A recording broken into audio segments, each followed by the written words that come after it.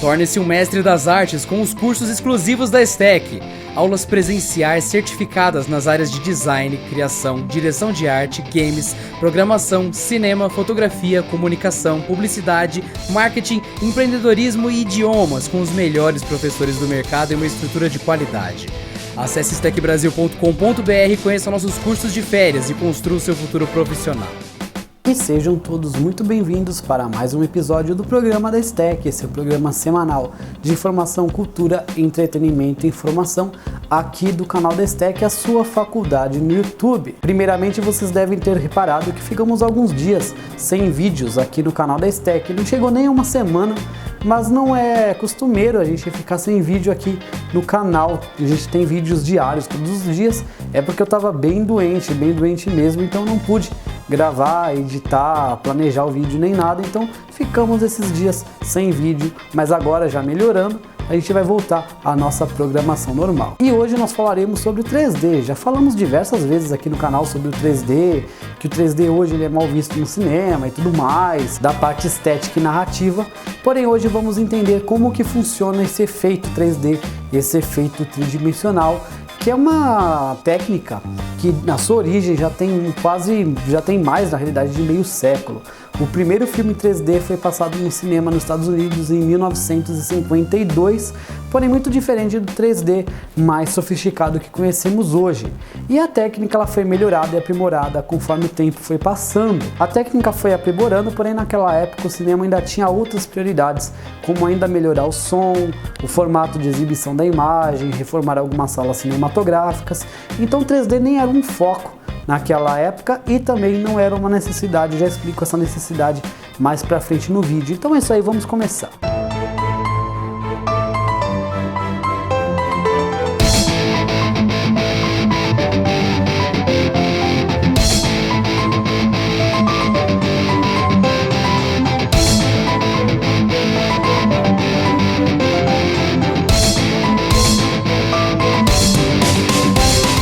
Primeiramente, nós devemos entender que o olho humano funciona de forma binocular. Afinal, nós temos dois olhos, então como um binóculos, né? Binocular, dois olhos. E isso contribui para um efeito natural chamado estereoscopia. E a terceira dimensão, ela não existe, ela é uma ilusão óptica causada pela estereoscopia. E o que é estereoscopia? É a projeção da mesma imagem da cena. Você vai projetar essa mesma imagem duas vezes, porém em pontos um pouco diferentes da percepção. Duas imagens da mesma cena projetadas um pouco distorcidas, um pouco um por cima da outra, porém a mesma imagem, exatamente a mesma imagem, duas imagens iguais da mesma cena. O cérebro então ele vai interpretar essas imagens e realizar a fusão em uma imagem só, que é uma imagem tridimensional, que é o efeito, a ilusão tridimensional, porque na fusão dessas imagens o cérebro vai pegar alguns efeitos, algumas informações em relação à distância, em relação à profundidade, tamanho e proporção entre os elementos da cena, bem como as informações de posição dos objetos.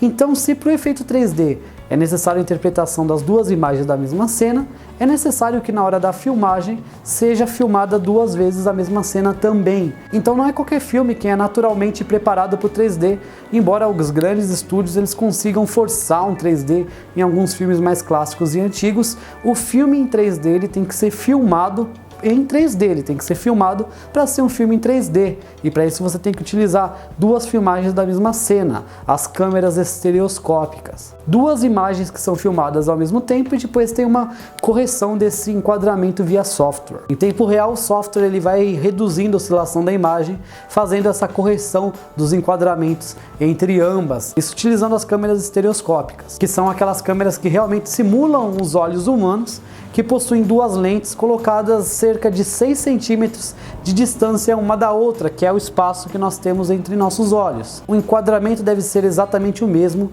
e você ainda deve realizar nesse processo de filmagem o controle das duas lentes com o zoom, o foco, a abertura, tomando muito cuidado com o ângulo relativo entre as duas lentes, para que você não mude o enquadramento ou que a abertura não prejudique a profundidade de campo e tudo mais. Então são vários detalhes a serem tomados, né?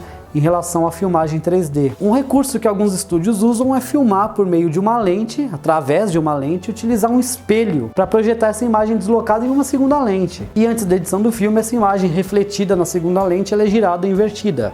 Afinal, ela foi feita por meio de um espelho, corrigindo devidamente as cores e brilhos. Afinal, como é uma imagem gerada por um espelho, é um pouco diferente da que atravessa diretamente a lente. Então você tem que tomar cuidado para que na edição as duas imagens fiquem exatamente iguais, perfeitas. Então, como eu falei, o olho humano é binocular, cada olho enxerga uma imagem. Então se você colocar o seu dedo, sei lá, vê algum ponto e põe a mão. Daí se você fechar um olho e fechar o outro, você vai ver que a sua mão ela vai se deslocar. O olho que estiver aberto e a mão continuar em cima do objeto que você está tapado é seu olho dominante. Por exemplo, meu olho dominante é o desse lado aqui, o olho esquerdo. Então sou destro com o olho dominante canhoto, por exemplo. Então isso é a visão binocular. Cada olho enxerga uma imagem e o cérebro ele junta as duas, formando essa tridimensionalidade toda. E é denominado de desvio essa diferença quase imperceptível do deslocamento entre as duas imagens. E é esse desvio que o cérebro utiliza para calibrar, para ajudar a noção de profundidade. Por isso que as pessoas, quando perdem a visão de um olho, elas também perdem essa noção espacial de profundidade, porque falta essa segunda imagem para gerar o desvio e o cérebro calibrar a profundidade. Então, o processo de 3D é isso que eu falei para vocês. Agora vamos ver as técnicas. Primeiramente, nós tínhamos aquela técnica antiga, que você usava aqueles óculos de papelão com duas lentes, uma azul e uma vermelha. Nós falamos que o 3D dessa época utilizava imagens anáglifas, que aproveitavam o desvio e toda essa visão binocular. Em uma única tira do filme estão inclusas duas camadas de cor que são exibidas por um projetor nessa visão anáglifa. Ou seja, uma das camadas é a vermelha e a outra é azul, e às vezes ela era verde também. E assim, quando você ia ver essas imagens anáglifas, que eram as cores combinadas, você tinha que usar esse óculos, um lado azul e um lado vermelho. O lado vermelho ele filtrava os raios de luz vermelho, fazendo você enxergar os azuis. E quando os azuis filtravam as luzes azuis, deixando passar os raios vermelhos. Então os óculos eles filtravam e aí você tinha as duas imagens que o cérebro combinava então nesse tridimensional. As lentes faziam com que um olho enxergasse o vermelho e o outro olho enxergasse então o azul. Ele separava essas cores, essas imagens. E é por causa da diferença das lentes que nosso córtex visual ele combina então essas imagens, gerando o aspecto da tridimensionalidade. O córtex visual ele é responsável então pela combinação destes pontos de vista. Porém, as lentes que eram utilizadas nesse processo, as anáglifas, elas eram coloridas, então a coloração da imagem final não era nem um pouco precisa, não tinha tanta qualidade. Isso trazia mais dor de cabeça, náusea, dor nos olhos, por causa desse forçamento do cérebro e do olho, né, para enxergar essas cores e tudo mais. Então não era a técnica mais confortável que dava um resultado visual muito bonito, mas é o que tinha na época, até que foi evoluindo e foram utilizadas então as lentes polarizadas. É bem mais caro e complexo de ser feito, porém tem uma fidelidade melhor de resultado, principalmente quanto às cores, apesar de ainda escurecer um pouco a fotografia, porque as lentes polarizadas são escuras. Como as lentes polarizadas são mais escuras, a tela em que o filme está sendo projetado tem que ser prateada para aumentar o brilho e conseguir refletir mais, mas mesmo assim ainda escurece um pouco a fotografia de grandes filmes, ainda mais aqueles filmes que já são escuros. Eles são difíceis de serem vistos com as lentes polarizadas. Cada uma das imagens é projetada com polaridades diferentes, às vezes utilizando até mesmo data shows, projetores simultâneos. Uma imagem projetada na vertical e a outra na horizontal. Então as imagens, né, elas são projetadas na vertical e na horizontal juntas. E aí os óculos, eles têm essas lentes polarizadas, um que vai filtrar as polarizações horizontais e outro as verticais. Afinal, cada lente do óculos possui um filtro de polarização diferente. Uma lente filtrará as ondas polarizadas na vertical e a outra lente filtrará as ondas polarizadas na horizontal. Temos assim um recurso semelhante com os das cores, porém usando as polarizações. Quando falamos sobre hologramas, holografia, nós mencionamos a polarização das ondas. E por que o 3D ele foi para o cinema? Porque o cinema ele tinha grande qualidade de imagem e tudo mais, até que as TVs elas começaram a ter uma qualidade de imagem muito boa e vieram os home theaters, as pessoas tinham os home studios, as pessoas tinham cinemas em casa. Então por que as pessoas pagariam mais caro para ver um filme no cinema, sendo que elas poderiam ver no conforto de casa? Apesar que eu já falei para vocês as diferenças psicológicas de ver um filme no cinema em casa. Então o cinema ele precisava de algum recurso, a indústria cinematográfica, que seja um apelo que as pessoas não tinham em casa. E aí foi o 3D. Quando o cinema está em declínio, quando o cinema está com algum problema, ele se usa como laboratório para experimentar técnicas novas e assim retomar seu poder. E assim o 3D ele surgiu para salvar a indústria do cinema e também combater a pirataria.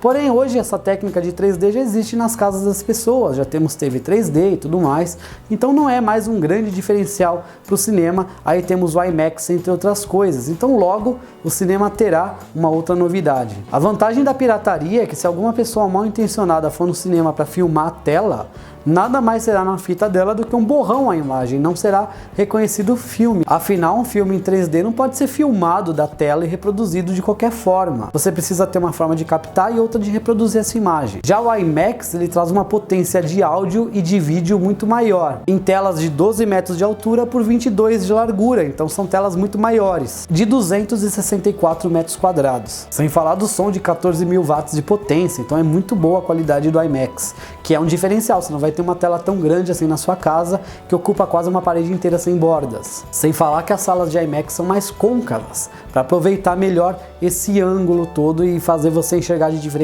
pontos. Ok, entendemos a técnica do 3D, mas como que ele funciona em TVs em que não é necessário o uso de óculos?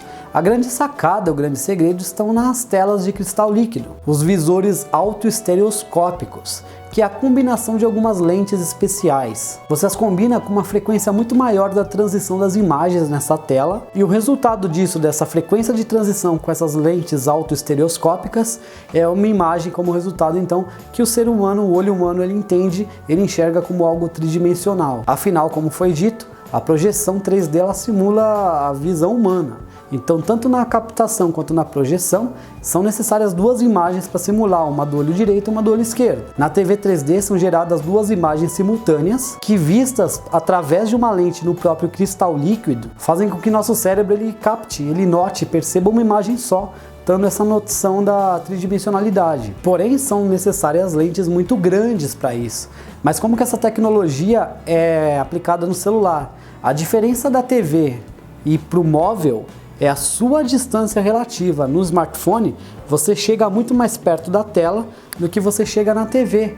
Então você consegue estar mais próximo do dispositivo, mas manter o mesmo campo de visão, o mesmo tamanho referente. Esse espaço que você enxerga permanece o mesmo. A ideia de telas 3D para smartphones já vem há um tempo. A própria Sharp ela já fez um smartphone assim em 2003. Lá no Japão teve também o Asus Phone da Sharp, o LG Optimus 3D, então já tivemos a tela, sem falar do Nintendo 3DS. Então o 3D no portátil hoje já é uma realidade, bem como nas TVs, sem o uso dos óculos, e no cinema já está sendo melhorado, aperfeiçoado para ele não ficar ultrapassado. Então a grande sacada do 3D para o cinema é que na época o 3D não era tão popular em outros dispositivos, então ele era meio que exclusividade do cinema, o que salvou a indústria cinematográfica. Hoje ele não ajuda na narrativa dos filmes, na realidade quase nunca ajudou, era só um recurso estético mesmo, e hoje é só uma artimanha para vender o ingresso mais caro e tudo mais. Então o cinema ele está precisando se renovar e logo futuramente teremos novas técnicas, talvez mais simuladores, tudo mais.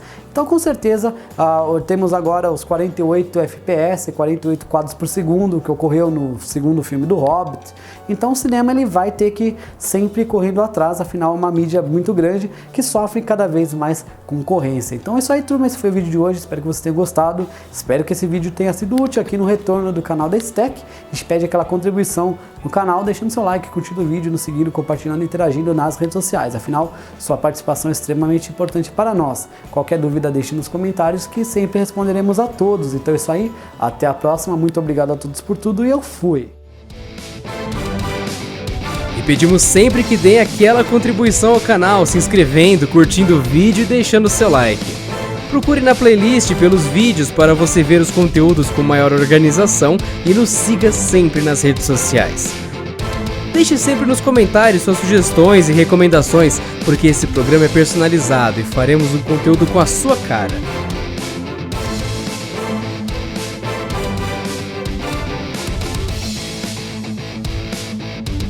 Canal da Stack, o canal mais diversificado da internet.